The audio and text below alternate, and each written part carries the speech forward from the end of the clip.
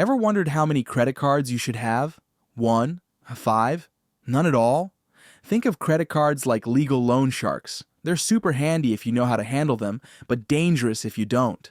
So, let's figure out what works for you without the stress or confusion.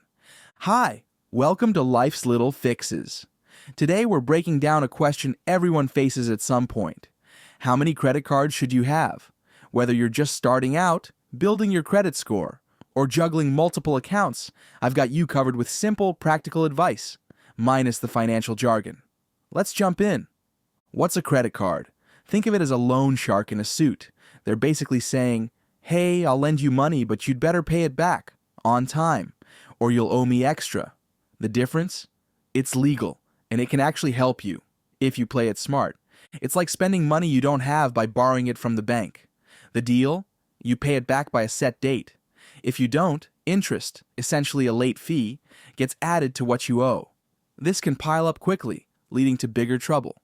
To explain it simply, imagine borrowing $100 from a friend who says, pay me back $100 next week, or I'll charge you $120 instead. That's how interest works. Pay off your credit card in full to avoid that extra charge.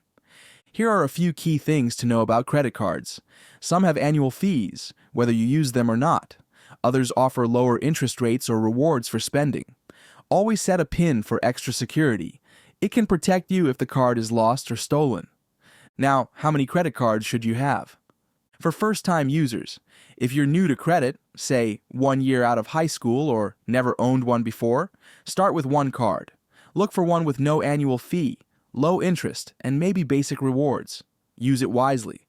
Stick to small, essential purchases, like groceries, and always pay off what you borrow. Developing mindful habits now will help you avoid overspending in the future. For young professionals, if you're in your 20s or 30s, 2 cards might work, one for everyday spending and one as a backup. This can spread your credit utilization and improve your credit score. But remember, more cards mean more responsibility, so keep track of what you spend to avoid surprises when it's time to pay. For experienced users, if you're disciplined and know how to manage credit, 3 or 4 cards can be beneficial. You can optimize rewards like cashback, travel points, or store discounts.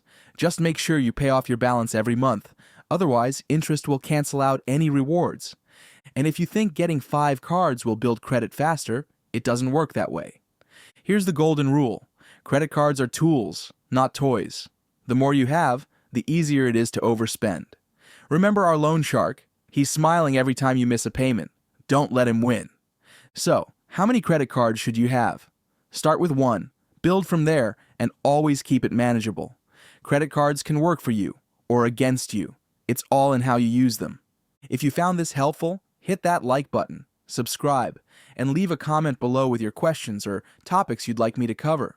Stick around for more tips on making life easier, one little fix at a time.